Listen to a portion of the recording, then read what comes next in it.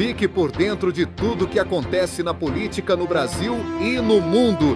Está começando mais um Plantão Nacional. O ex-presidente Jair Bolsonaro e outros 7 acusados foram transformados em réus pelo Supremo Tribunal Federal, STF, após decisão unânime da primeira turma por sua participação na tentativa de golpe de Estado e abolição do Estado Democrático de Direito. Eles são acusados de crimes como organização criminosa armada, tentativa de golpe de Estado e dano ao patrimônio da União.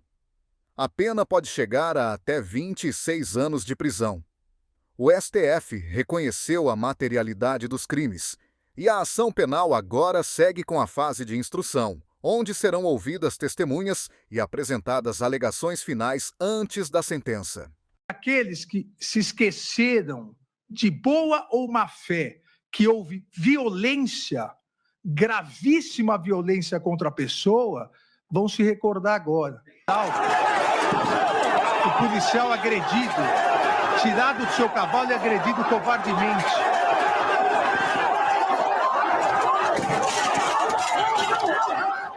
Aquele ataque no capacete, que a pessoa ele se deu após a queda. Eu caí, subi aquela lateral ali do Congresso, quando já estava na N1, que eu estava passando pelo gradil, que eu fui puxado novamente, aí que eu estava me defendendo com o meu escudo. Nesse momento, eles estavam me arrastando pelo escudo. Eu resolvi soltar o escudo para que eu pudesse me defender melhor. Quando eu soltei o escudo, foi o momento que eu tomei um chute e fui jogada no chão. Aí, no momento que eu caí no chão, é que eu recebi o golpe com a barra de ferro na cabeça. Meu Deus. Após se tornar réu por tentativa de golpe de Estado, Jair Bolsonaro usou a estratégia de falar de forma vaga sobre os temas em questão, sem entrar em detalhes, apresentando uma versão conveniente para si. A defesa argumenta que a minuta do golpe só existe na delação de Mauro Cid, mas Bolsonaro confirmou ter manuseado e discutido seu conteúdo, embora tenha afirmado que tudo estava dentro da lei e que deveria consultar o Congresso. Evitou explicar os pontos da minuta, que sugerem a anulação das eleições, a prisão de ministros do TSE e a convocação de novas eleições por uma junta. Essas ações, no entanto, claramente não são constitucionais. Primeiro ponto que é importante destacar, por que até hoje ele não fez esse detalhamento dessa sua defesa que ele fez agora? Até hoje ele não tinha feito nada disso. Segundo, nenhum desses pontos que ele listou hoje estão contidos na defesa do advogado Celso Vilardi, que ele fez junto à primeira turma do Supremo Tribunal Federal. Só para complementar, Valdo, porque é muito importante isso que você traz, tudo é imagem, tudo é símbolo, tudo é recado. Se você pegar a imagem aqui, eu não vi o Dr. Celso Vilardi na imagem que a gente tinha aqui, não sei se ele estava presente, mas no corte que a gente tinha, não tinha o Celso Vilardi, que está fazendo a defesa jurídica de Bolsonaro junto ao Supremo. Exatamente, bem lembrado, André. Então, a defesa de Celso Vilardi diz o seguinte, não, olha, essa minuta do golpe só existe na delação de Mauro Cid. Bom, pois bem, o ex-presidente confirma que, sim, como disse Alexandre Moraes, ele manuseou, tratou, discutiu o conteúdo dessa minuta do golpe.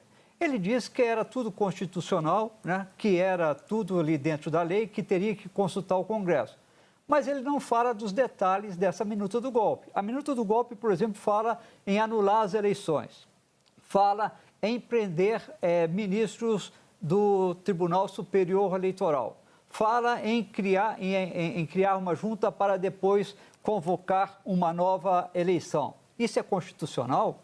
Isso é legal? Então, ele fala que estava discutindo esse estado de sítio, que era tudo constitucional. Só que ele não analisa o que estava dentro desse texto. E o que estava dentro desse texto não era constitucional. Vamos seguindo aqui. Ele diz que autorizou a transição democraticamente e falou que o senador Ciro Nogueira, que era ministro da Casa Civil, tomou conta dessa transição. Não é bem verdade. Ele resistia a essa transição, ele não reconhecia os resultados da eleição da vitória de Lula e o ministro Ciro Nogueira foi obrigado a convencê-lo que ele, Ciro Nogueira, deveria fazer essa transição, né? Outra questão, Ele diz que fez aquele vídeo pedindo a desobstrução das estradas por parte dos caminhoneiros. Mas naquele vídeo ele não reconheceu a vitória do presidente Lula. Outra coisa, ele passa boa parte da sua fala inicial dizendo que ele foi acusado, está sendo acusado de defender, passa a imagem de que ele, olha, eu estava só defendendo o voto impresso. O ministro Gilmar Mendes defendeu o voto impresso. Só que se você vai olhar lá o que o ministro Gilmar Mendes disse naquela época, o ministro Gilmar Mendes dizia que as urnas eletrônicas não são vulneráveis e não são passíveis de fraude, mas ele pega a parte só que interessa a ele, né? E ele tenta passar a versão de que ele estava defendendo só o voto impresso. Não era bem isso, né? Ele defendia que havia fraude nas urnas eletrônicas. Vamos mais aqui, só rapidinho para tentar finalizar. Ele ainda dizia que o sistema podia gerar fraude, pediu para o Exército, com o general Paulo Sérgio Nogueira, para tentar fazer um relatório e mudar o relatório dizendo que tinha fraude. Só para ter mais duas coisas aqui que eu acho que é muito importante, deixa eu só falar isso aqui antes de passar. Ele disse ainda que, neste caso do voto impresso, que era só isso que ele defendia. Bom, o voto impresso foi votado, isso ele não fala, e ele foi derrotado. E ele prometeu para o presidente da Câmara, de então, Arthur Lira, não falar mais de voto impresso e continuou falando de fraude na eleição. E só para finalizar, mesmo agora, nesse momento, disse que o TSE não permitia, por exemplo, que ele difundisse peças publicitárias contra Lula, dizendo que ele defendia o aborto. Só que não lembra que o TSE também proibiu que o Lula publicasse peça publicitária chamando ele de pedófilo. Então, André, essa é uma parte do que eu vi aqui. Depois a gente pode falar mais coisas que Bolsonaro falou, mas ele não contextualiza. Ele só dá a versão que interessa a ele e esconde que, por exemplo, ele alardeava que havia fraude no sistema eleitoral para tentar justificar uma intervenção militar. Durante uma entrevista, Jair Bolsonaro foi duramente confrontado por um trabalhador que não teve medo de expor sua opinião. O ex-presidente, visivelmente emocionado, tentou se fazer de vítima ao lamentar sua condição de réu. No entanto, o povo não se deixou enganar por suas palavras e demonstrou claramente seu desejo de que Bolsonaro seja preso. A reação popular evidencia o crescente descontentamento com o ex-presidente, que agora enfrenta as consequências legais de suas ações. A indignação da sociedade reflete a cobrança por justiça. Estados Unidos agora, deixou você na mão. Meu filho é outro bandido que deixou você na mão. Presidente canalha, assassino, ajudou a matar um monte de gente desse Brasil. Isso que tem que ser falado. Você é um covarde, você tem que ser preso. Você e sua raça, você botou generais atrás das grades. Iludiu os generais, bando de canalha. Vocês são bandidos. Idiota! São bandidos, é bandido. Colocou generais atrás das grades. Colocou generais atrás das grades. Matou um monte de população com Covid-19. Esse é um canalha que está aí dentro do poder e tem espaço aqui dentro do Congresso Nacional. Isso não pode acontecer. Isso não pode acontecer. O Congresso Nacional tem que expulsar esse bandido aí de dentro. Você merece cadeia. Cadeia nele. Cadeia no Bolsonaro. É cadeia no Bolsonaro. Cadeia no Bolsonaro. Cadeia pra ele é pouco. Tem que jogar a chave fora. Bandido. Matou milhões de pessoas. Eu vou por aqui. Você tem que ser preso, seu canalha. Bandido, assassino. Milhões de pessoas morreram no Covid por causa de você, por sua negação. Um monte de gente morreu. Eu não tenho medo da sua fala. Lula tá te pagando quanto, irmão? Não tá me pagando Lula nada. Lula tá me pagando quanto? Isso aqui é trabalhador. Você perdeu trabalhador. Você perdeu parentes na pandemia? Não tive parentes, mas tive conhecidos. Conhecidos que morreram na pandemia.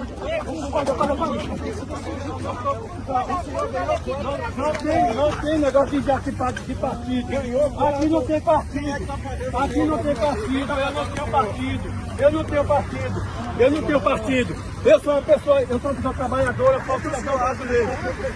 Ele está escolhendo essa É o carro aí, gente. É o carro aí, ó. O Brasil está melhor que o Lula. O Lula está dando R$1 milhão de reais.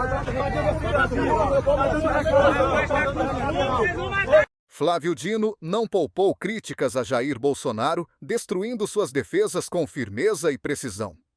Em sua análise, o ministro desmontou as alegações do ex-presidente, mostrando a fragilidade de suas justificativas. Bolsonaro foi esmagado, sem escapatória, como uma barata, evidenciando sua vulnerabilidade diante das acusações. Diz também, querido ministro Fux, mas não morreu ninguém. No dia 1º de abril de 64, também não morreu ninguém. Mas centenas e milhares morreram depois. Golpe de Estado mata. Não importa se isto é no dia, no mês seguinte ou alguns anos depois. Vimos isto agora, porque a arte é fonte do direito também, bem sabemos, nas telas, pela pena, de um lado, de Marcelo Rubens Paiva, de outro, pela genialidade de Walter Salles, Fernanda Torres e outros tantos que orgulham a cultura brasileira. O discurso de Jair Bolsonaro, após se tornar réu por tentativa de golpe de Estado, foi enfraquecido pela argumentação de Flávio Dino. Bolsonaro tentou justificar sua ausência no Brasil, lembrando repetidamente que estava nos Estados Unidos enquanto os eventos aconteciam. Dino, com precisão, refutou esse argumento, comparando a situação a um mandante de assassinato. Não é necessário estar presente para ser responsabilizado. Ele destacou que a estratégia de Bolsonaro de se afastar do Brasil foi deliberada, confirmando sua intenção de se distanciar das consequências de seus atos. O que me chamou a atenção é que nesse pronunciamento dele, várias vezes ele lembrou que estava nos Estados Unidos enquanto boa parte disso transcorria. A resposta para esse argumento dele tinha sido dado no apagar das luzes da votação de hoje. E é curioso, depois de votos elaborados, votos interessantes, inclusive do ponto de vista literário, digamos assim, o Flávio Dino faz uma parte no voto do Zanin. O Zanin está falando em pessoas, a expressão está me escapando, mas é você ter concurso de pessoas, essa é a expressão. Concurso de pessoas que não estão presentes, mas participam de um ato. E aí o Dino, com aquela navalha afiada que ele tem, ele diz: se não fosse assim, não haveria mandante de assassinato, só o executante de assassinato. Perfeito. Uma frase curta, mas que vai direto na raiz disso. Não é necessário que ele estivesse lá em cima de um trio elétrico dando ordens. Ele podia estar nos Estados Unidos, podia estar na Hungria, podia estar onde fosse, mas evidentemente ele era o insuflador e o principal beneficiário das ações tomadas ali em Brasília, sem contar o ano e meio que veio antes. Perfeito. A referência que ele faz aos Estados Unidos, que se ele estivesse no Brasil estaria preso ou morto, me parece que confirma isso, né? Foi uma estratégia deliberada de estar fora do país naquele momento. A tão aguardada defesa da democracia feita por Sóstenes Cavalcante. Após o STF tornar Bolsonaro réu em um caso sobre tentativa de golpe de Estado, o deputado não hesitou em apontar o grande vilão. Não é Bolsonaro. É a própria democracia que foi julgada. Segundo ele, a corte agiu com parcialidade e ignorou o devido processo legal, substituindo provas por narrativas. Claro, porque é bem sabido que a narrativa é sempre a culpada quando a justiça não se alinha aos interesses de alguns. Sóstenes ainda sugeriu que o verdadeiro medo do sistema não é um golpe, mas o retorno de quem tem voto. Realmente, a democracia está em perigo, quando o voto pode ser uma ameaça. Bolsonaro virou réu, exatamente. E o país inteiro que defende a democracia está comemorando. Ele e seus cúmplices vão responder pelos crimes que cometeram. É a primeira vez na história do Brasil, olha como é importante, primeira vez na história do Brasil que um ex-presidente e militares vão responder por crimes cometidos contra o Estado Democrático de Direito. E não foram poucos ao longo da República, mas é a primeira vez que vão sentar no banco dos réus. Como vivemos uma democracia, sim, terão direito à defesa, porque é assim que funciona a democracia e não a ditadura. dia, mas o dia de hoje é histórico, porque uma democracia não se faz só com direito ao voto ou com eleição, mas com instituições mais fortes. E hoje, as instituições democráticas se fortaleceram e garantiram a Constituição de 88. Tem razão o ministro Flávio Dino quando lembra que no dia 8 de janeiro, assim como alegou a defesa, não morreu ninguém. Mas no dia 1º de abril de 64, que inaugurou uma ditadura perversa, violenta e assassina de 21 anos, também não morreu ninguém. Sim, nós evitamos mortes, salvamos vidas e defendemos a democracia. Salvamos a democracia. A democracia brasileira ainda está aqui. Se gostou do vídeo, inscreva-se no canal, deixe um like, digite sua crítica nos comentários e, se puder, compartilhe. A sua atenção e generosidade dão-nos força para continuar. Valorizamos o seu apoio. Obrigado!